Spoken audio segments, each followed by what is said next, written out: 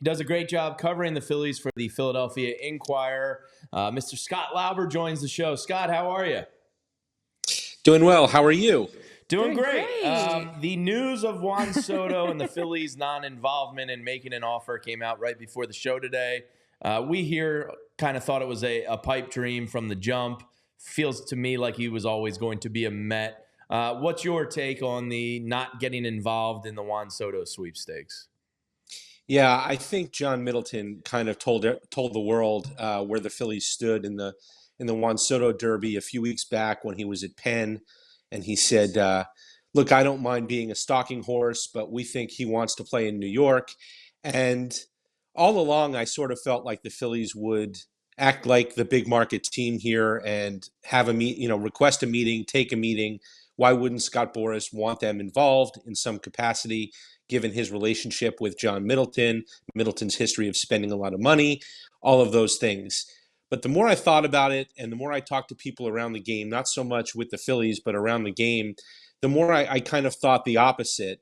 If you're the Phillies and you don't think you're going to get this player, he's represented by Scott Boras. Scott Boras has many, many clients on your roster. You deal with him a lot.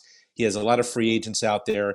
What's the sense in being a stalking horse for Juan Soto and making an offer just to make one that maybe Scott Boras could use against you later on down the line? Bryce Harper's been very open about wanting to reopen his deal and renegotiate. And why give Boras the ammunition to say, well, you were going to pay X for Juan Soto. How about throwing a little bit of that money my guy's way, my other guy's way, or something like that? So I did kind of wonder whether there was much sense in making an offer just to make one. And I think Middleton kind of told everybody where they stood, that they didn't think they'd get this player. And in a lot of cases, they don't mind being involved. They were involved last year with Yoshinobu Yamamoto to a large degree, even though they were never viewed as a favorite to get him. They made him the largest offer, larger than the Dodgers offer. They were serious about making a run at him. They weren't in that thing just to be in it. So they're involved with a lot of these players, but this particular player with this particular agent, I don't know if it made a whole lot of sense to be in it just to be in it.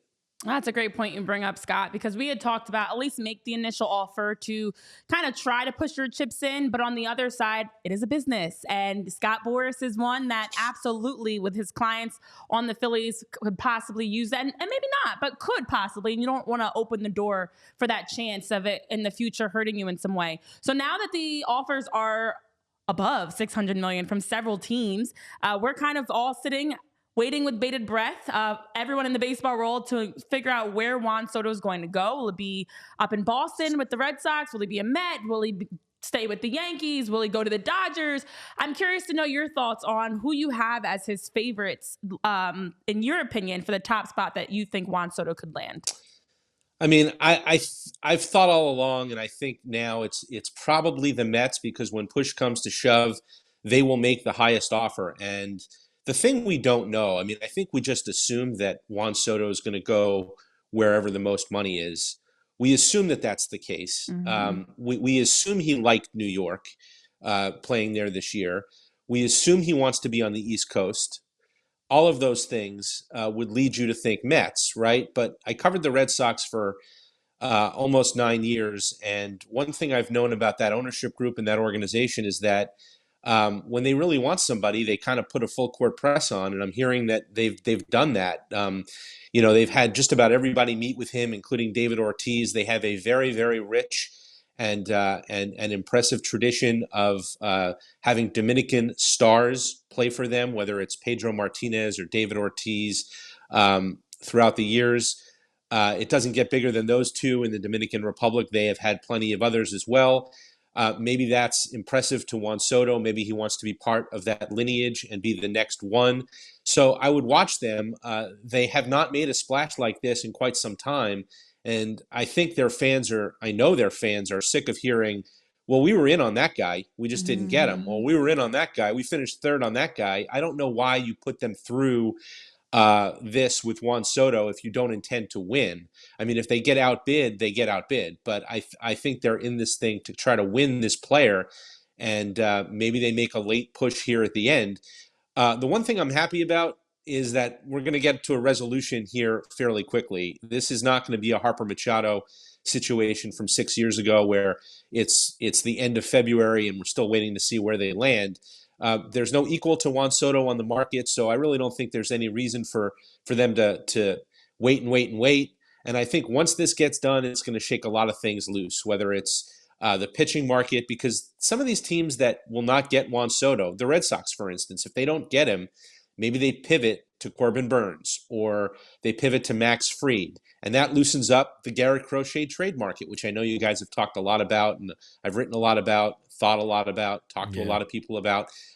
If the Red Sox don't get Soto and they pivot to, let's say, Fried, and now you're a team that didn't get Max Fried, and you're looking for pitching like, let's say, the Orioles, maybe you pivot to a trade for Garrett Crochet. I think the Phillies are interested in Crochet. They were interested in him at the trade deadline in July. It didn't happen. There were complications back then because Crochet wanted an extension in order to be traded. That does not exist now, as far as I know. The sense I got at the GM meetings was that the Phillies have circled back with the White Sox to talk about that again. But again, I don't think anything gets serious with Garrett Crochet until Soto goes, until Burns goes, until Fried goes. And then you'll probably see it, a Garrett Crochet trade. One thing to note on Crochet, he plays for the White Sox. They were in a position last year with Dylan Cease in a similar position where they had an ace pitcher that they were looking to trade. It wasn't until spring training. Exactly. Yeah.